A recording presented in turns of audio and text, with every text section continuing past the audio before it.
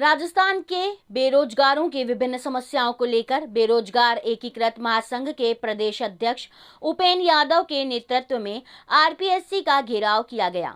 शांतिपूर्ण प्रदर्शन के बाद सिविल लाइन थाना प्रभारी दलबीर सिंह की ओर से प्रदर्शन की अनुमति नहीं लिए जाने और धारा 144 होने की बात कहते हुए लाठीचार्ज कर दी गई और सभी को मौके से खदेड़ते हुए रवाना किया गया।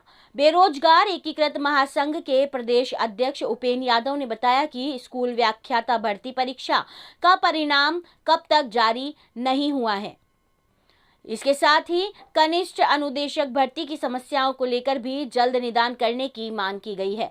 वहीं पेपर लीक मामले में अब तक कोई कड़ी कार्रवाई नहीं की गई है। इस मामले में अगर आरपीएससी कोई जांच नहीं कर सकती और भर्ती को सफलतापूर्वक आयोजित नहीं किया जा सकता तो फिर इस मामले में सीबीआई जांच की मांग की गई है।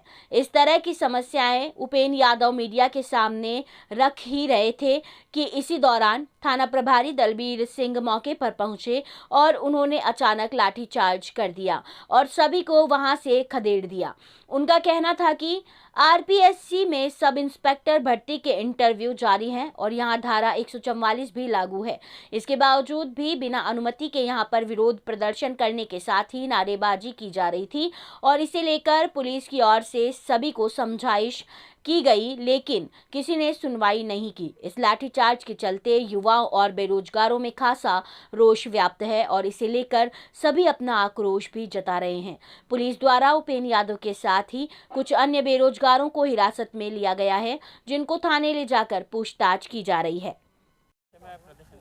देखो, आरपीएससी की लापरवाही सामने आ रही है। पिछले 4 महीने हो चुके हैं स्कूल व्याख्याता भर्ती का परिणाम एग्जाम हुए, लेकिन अभी तक परिणाम जारी नहीं हुआ है।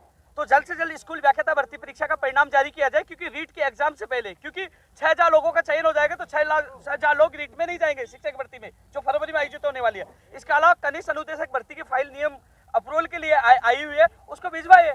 और जो इसको वरिष्ठ अध्यापक भर्ती में जो पेपर लीक माफिया है, सरगना है, उनको तत्काल गिरफ्तार किया जाए, सीबीआई को जांच की जाए और अंतिम कड़ी तक इसका खुलासा किया जाए कि मुख्य सरगना कौन है, सुरेश ढाका, सुरेश बिश्नोई कहाँ है और वो बस में कौन कौन बैठे थे। जो 24 तारीख को पकड़ी गई, उससे पहले बस कहाँ गई थी, कौन कौन बैठे थे, उसका खुलासा क्यों नहीं किया जा रहा।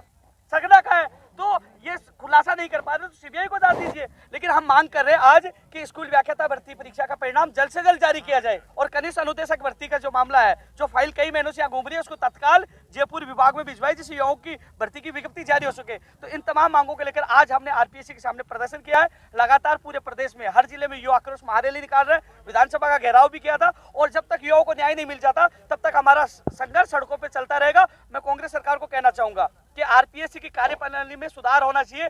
किसी भी भर्ती परीक्षा का परिणाम समय पे नहीं आ रहा, ना आंशिक जारी हो पा रही है, न समय पे रोजगार मिल पा रहा है, तो इसमें सुधार होना चाहिए, युवाओं को न्याय मिलना चाहिए, नहीं तो गंभीर परिणाम कांग्रेस सरकार को चुनाव में भुगतना पड़ेगा। पेपर लीक पे लीक मामले सामने आते जा रहे हैं, क्या लापरवाही मानते हैं? आप बता दीजिए, उस ये दबा रहे मामलों को। आरपीएससी में घुसपैठ प्रकरण आया, उसको क्यों दबा दिया गया, आज तक खुलासा क्यों नहीं हो पाया।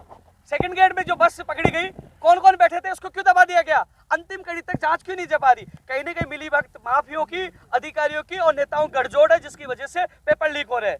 और हम कह रहे हैं इस बार चुनाव में जीत की चाबी युवाओं के पास होगी। जाति और धर्म के आधार पर चुनाव नहीं होंगे, पेपर लीक मुक्त राजस्थान के लिए और रोजगार के लिए चुनाव होंगे, जिसकी शुरुआत हमने कर दी। पूरे राजस्थान में रैलियां निकाल रहे हैं, धरना प्रदर्शन कर रहे हैं और सरकार के, कांग्रेस के नेताओं को चेता रहे कि एक भी पेपर लीक हो गया तो नेताओं का भविष्य लीक हो जाएगा। और इस बजट में मांग करें कि गैर ऐसा कानून आना चाहिए जो अपराधियों में डर हो, साल 2 साल जमानत नहीं हो, उम्र कैद की सजा का प्रावधान हो। आप रासू का राजपाशा लागू करिए तो युवाओं को न्याय मिले। इस बजट में ऐसी कानून की घोषणा होनी चाहिए, कोचिंगों की मनमानी पे रोक लगनी चाहिए और बजट में नई भर्तियों की घोषणा होनी चाहिए। प्रदेश के बेरोजगार को प्राथमिकता मिले और युवा बेरोजगार छात्र संघ आयोग बने। इस बजट में सरकार घोषणा करे, क्योंकि युवाओं के लिए बजट आ रहा है, तो युवा चाहते न्याय मिले और युवाओं को न्याय नहीं मिला तो इन नेताओं को सबक सिखाने का काम राजस्थान के युवा बेरोजगार इस चुनाव में करेंगे, वोट की चोट करेंगे। जब तक युवाओं को न्याय नहीं मिल जाए। चुनाव हो रहे हैं ना, क्योंकि अब नेताओं का भविष्य हमारे हाथ में है। 4 साल तक हमारा भविष्य बेच दिया, पेपर बेच दिया, लेकिन अब वोट की चोट हमारे पास है। इसलिए अभी मैं निवेदन करना चाहूंगा, हम कांग्रेस पार्टी मुख्यमंत्री जी के खिलाफ नहीं है। यदि युवाओं को न्याय मिलता है, पेपर लीक